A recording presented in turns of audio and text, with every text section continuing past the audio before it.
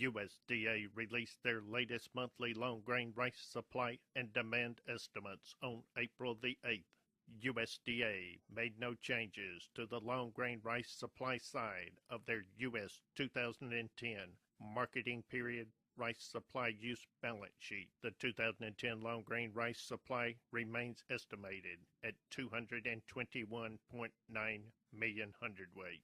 On the 2010 marketing period long grain rice use, USDA reduced total long grain use from 179 million hundredweight to 178 million hundredweight for a 1 million hundredweight reduction.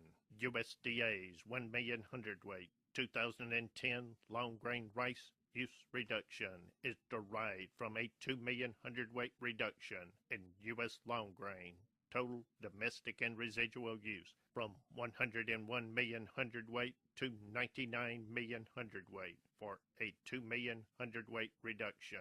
Next, USDA increased the current marketing period U.S. long grain rice exports from 78 million hundredweight to 79 million hundredweight for a 1 million hundredweight increase. Therefore, U.S. long grain rice total use was reduced 2 million hundredweight in the domestic and residual use category and increased 1 million hundredweight in the long grain rice export category, which includes both rough and milled rice exports, for a total use reduction of 1 million hundredweight from 179 million hundredweight to 178 million hundredweight. U.S. long grain ending stocks are now estimated to be the second highest on record, increasing from 42.9 million hundredweight to 43.9 million hundredweight. The huge long grain rice ending stocks estimate is highly problematic for near-term long grain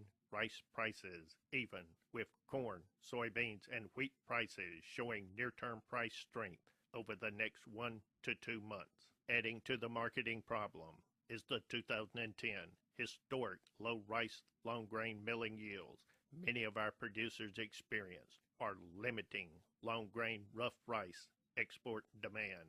In closing, producers still holding low milling yield long grain rice stocks need to consider the ending stock and milling yield market fundamentals negative impact on the long grain rough rice export market. Additionally, keep in mind milling or processing a low milling yield long grain rice adds to the processor's cost.